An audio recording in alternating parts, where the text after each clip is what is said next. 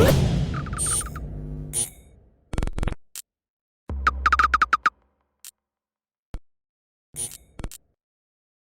is Andy Purewal for Boxing Social in association with Betfred, and I am delighted to be joined by Kane Baker for the first time in 2021. Kane, how are you? Happy New Year. Happy New Year, Andy. I'm very well, mate. Yeah, very well. Glad to be Yeah. interviewed by you. Oh, mate, I'm glad somebody's. How did you find the festive period? You're one of the fighters who you was always ready during kind of boxing's return. You took your opportunities when they came. So how did you find the festive period? Was you able to indulge with a Christmas dinner, or did you have to stay a little strict? I had my gloves ready for Father Christmas when he come down the chimney, mate. I was ready. If anyone wanted to go Christmas Day, New Year, I was ready. I did. I celebrated. I had a lovely dinner with my mum and her partner. We had some red wine gravy. Let's say that way. Yeah, it was nice. I celebrated really well. I enjoyed Christmas. Oh, mate, I'm glad to hear it. And since the new year started, we had Matchroom announce their schedule, and you are on one of the bills. You are on the White Povetkin 2 card. First and foremost, Kane, I know you had the promises from Matchroom, but was always that kind of a sense of relief when you had something officially announced? Yeah, but to be fair, I was probably still just so happy I celebrated Christmas after winning, and like we watched it back with my family, and I was still just over the moon. I just wanted to see some. Then we had the bad news for all boxing. I just wanted to see some boxing announced, and then but to get on there, I just still pinch myself. It's crazy. I look at it and I just think, oh my god, I really can't believe it. Even now, I can't believe it. It's like Christmas has just been extended for me, really. Mate, take me back before we come on to your next bout with Youssef Khoumari. Just take me back to your experiences from the last 6 months, effectively, to be given the opportunities you've had. And granted, the Fiaz fight didn't play out you wanted, but then you took the Speare fight on short notice. You was victorious there. Just the roller coaster of emotions that you feel you've gone through over the past 6 months. Well, obviously with the corona and that, and I've always worked and boxed, always like work 5, 6, 7 days a week, and I still fit in time to box. And basically, the last 6 months is probably everything I've asked for. I just said I wanted to be, just to have 6 months of being a pro boxer, and it hasn't been the way I wanted to plan it with the pandemic and like not being able to work and stuff. But I could concentrate on the boxing. And I had the massive chance with Fiaz that was meant to be in the garden. The first time we got cancelled, and I thought then my dreams were over. And then Eddie promised me that he'd get me out again, and the Fiaz match was rescheduled, and it didn't go my way. But it was a good fight, and a great experience for me. And I probably thought that was the end. Maybe then I had my couple of months of being a professional boxer, and I fought on the big stage, but I just didn't quite make it. And then the spear come around, and that was crazy. And then to get the win and the emotion and everything I'd never had. I'd done everything out of experience fighting on the big shows, and but to get your arm lifted and to know I was going to go home and watch it with my missus on the telly and my family was a dream come true. How has it changed your approach to boxing now, Kane? I know you, as you mentioned, you worked as alongside boxing. Are you now able to just concentrate on the boxing side of things, especially with lockdown? Yeah, but, mainly because of lockdown, but obviously been getting some financial rewards from boxing has been active and being able to fight a couple of times has held me in good stead. And I've got a couple of great sponsors that are, and that they want to see me give it a go.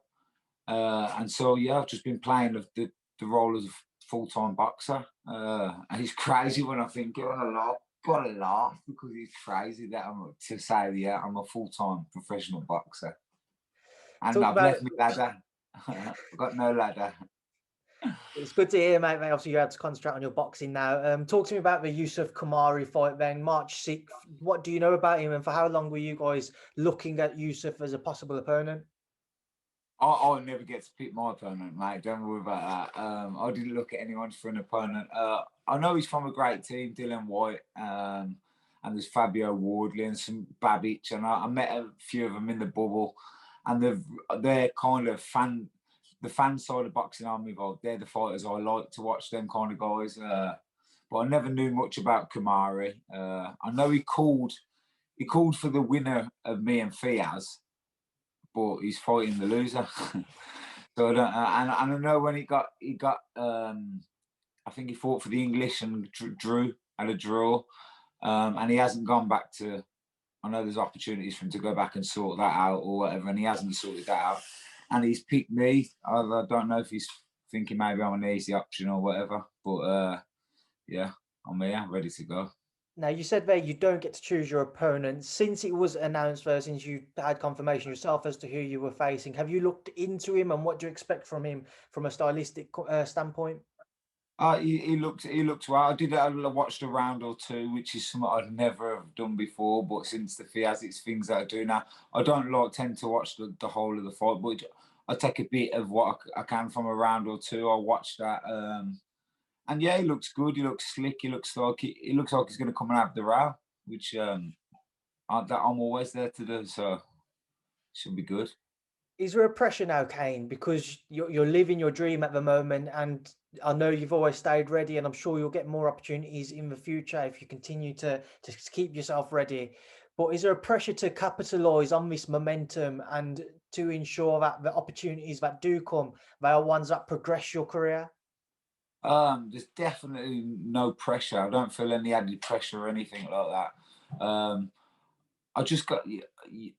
I pinch myself because of how blessed I am with the bad circumstances and everything, and I know how bad it is for boxers, and I'm really just taking it in my stride. And I trained hard when I was working. I just train harder. I treat it as a full-time job. I'm not slacking. I'm on my diet from New Year's Day. I was dieting and back training. And I've put a little room in my house where I can use the gym at home now because of circumstances, and I go running. And I just believe that we're all set a path, and we got to take part in it, and that's what I'm doing. And I'm gonna, whether this be my last fight and it ending or I win and carry on, it doesn't really matter. I'm just gonna really put everything into it, absolutely everything into it, and enjoy it as well.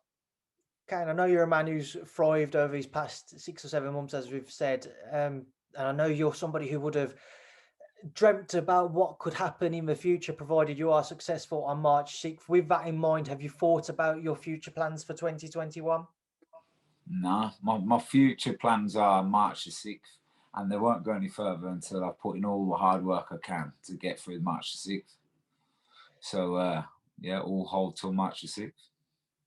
How does it feel as well to box on what will be one of the biggest cards when it comes around on March 6th? White Povetkin 2, a huge heavyweight rematch on the back of what we saw at Fight Camp between the pair of them. I know. Wow, I was all Team White before, but you can see me probably cuddling up to Povetkin in the bubble because he's on the opposite team now. It's just a massive stage, but these little stages in the garden, and then the other cards I've been on, and there's some great fighters I've been around, and I just, again, I'm going to take it all in my stride, and it'll be something hopefully to look back and show my family and make some memories and make people proud. Maybe.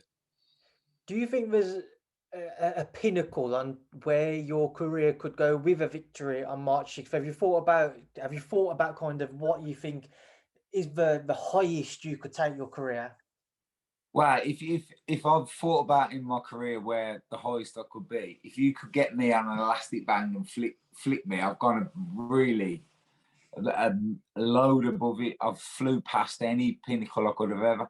So I'm floating at the minute on thin air, and it's just a nice place to be. A happy fighter is a dangerous fighter, and I'm very, very happy. It's good to hear, mate. Kane, just one thing I want to touch on as well with regards to the weight. We know you've moved up and down over these past 6 months just because of the opportunities you've waited to present themselves. For you yourself, what do you see as your best kind of fighting weight? It would be the super featherweight, definitely. I would probably, if the opportunities come, I would compete at lightweight, but I was competing at super lightweight and welterweight, I'm never going to do again, because I think more so than anything, they're probably dangerous, really. Super featherweight, and I think I'm stronger. I'm very, very strong, and I can hold my own. Right, Kane, I'm going to leave a last word to yourself before I leave you to enjoy the rest of your day. For everybody who followed and joined your journey at the end of last year, and to everybody who will continue to do so in 2021, what would you like to say to them? I'm the boxing fan with a license. He's gone full time and he's going to give it his all. Join into the journey, because, March the 6th is going to be great. Kane, it's been a pleasure to catch up with you. Enjoy the rest of your camp. Hopefully, we'll catch up again before your fight on March 6th. Best of luck with everything, and thank you for speaking to Boxing Social. Thank you very much, Andy. Lovely speech as always, mate.